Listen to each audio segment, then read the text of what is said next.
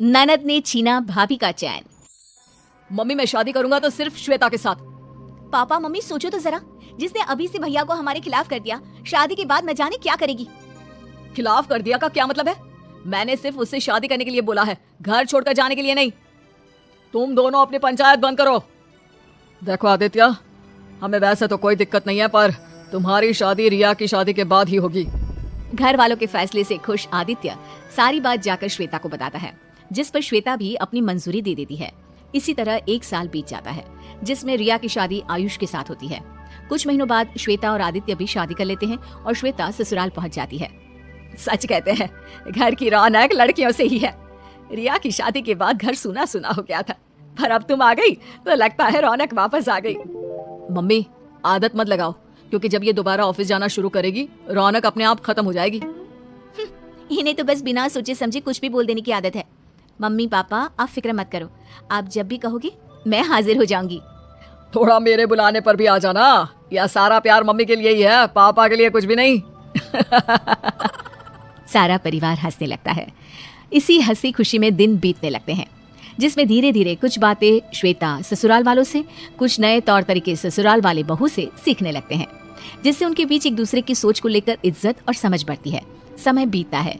एक शाम परिवार साथ बैठकर बातें कर रहा होता है, तभी घर की घंटी बजती है। दरवाजा खोलने पर रिया और आयुष को सामने खड़ा देख सब हैरान हो जाते हैं। रिया, जमाई जी, आप दोनों रात के इस समय यहाँ कैसे? सब ठीक तो है ना? अरे इन्हें शांति से बैठने तो दो। आते ही सवालों की बारिश शुरू कर दी।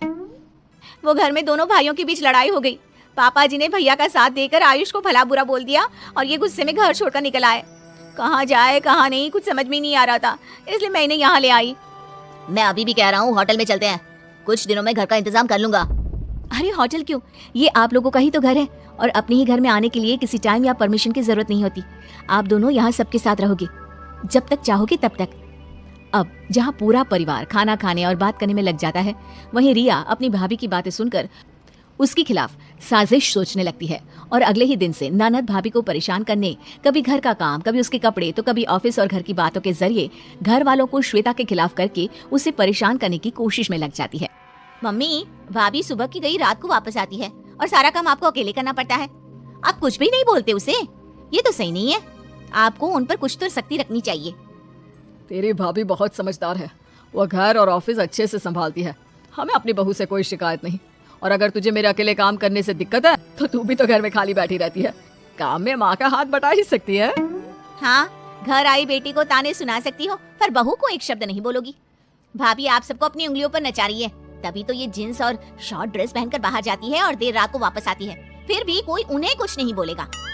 बेटा तो पहले डिसाइड कर ले कि तुझे उसके घर में काम नहीं करने, ऑफिस जाने या मॉडर्न कपड़े पहनने से आखिर दिक्कत किस चीज से है। अगर बात कपड़ों की है तो हमें तो उसमें कोई बुराई नहीं दिखती, क्योंकि इज्जत, शर्म और तमीज इंसान की आंखों और बातों में होती है। कपड़े तो बस खोखले समाज का लड़कियों को नीचा दिखाने का झूठा जरिया है। गंदगी देखने वाले की नजरों और सोच में होती है। लाख कोशिश करने के बाद भी अपने मम्मी पापा को भाभी के खिलाफ करने में नाकामयाब होने के बाद अब रिया आदित्य के पास जाती है, जिसे वो श्वेता के ऑफिस ट्रिप और लड़कों के साथ दोस्ती को लेकर बोलना शुरू करती है।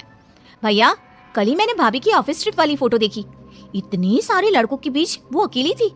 क्या उनके ऑफिस में और कोई लड़की नहीं है? अरे लड़कियां तो बहुत है, लेकिन इसकी टीम में तो सारे लड़के ही हैं।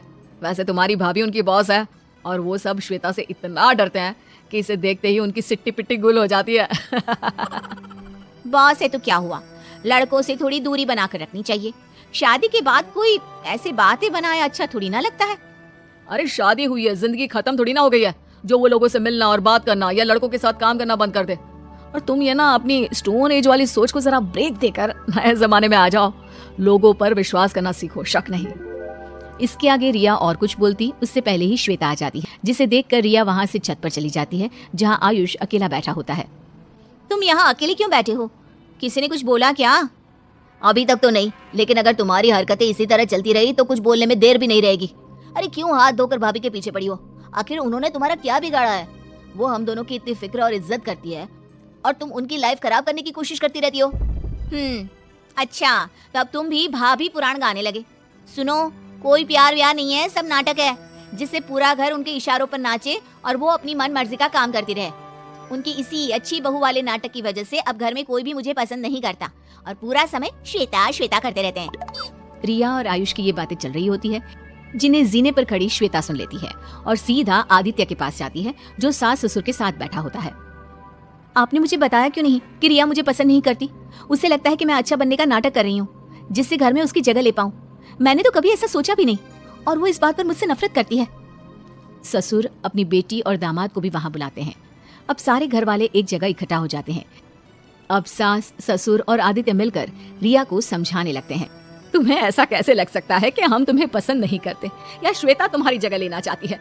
बेटी, वो तो हम सबके बीच अपनी जगह बनाना चाहती है, किसी की जगह छीनना नहीं। हमारे लिए तुम दोनों एक बराबर हो, किसी एक की वजह से दूसरे की अहमियत कम नहीं होती।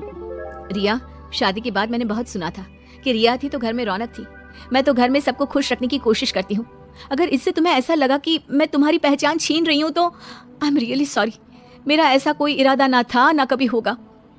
माँ भाभी के साथ बाकी घर वालों की बातें सुन रिया को अपनी गलती का एहसास होता है और वो भी श्वेता से माफी मांगती है, जिसके अगले ही दिन आयुष और रिया दूसरे घर में शिफ्ट हो जाते हैं और सब पहले की तरह खुशी खुशी रहने लगते हैं।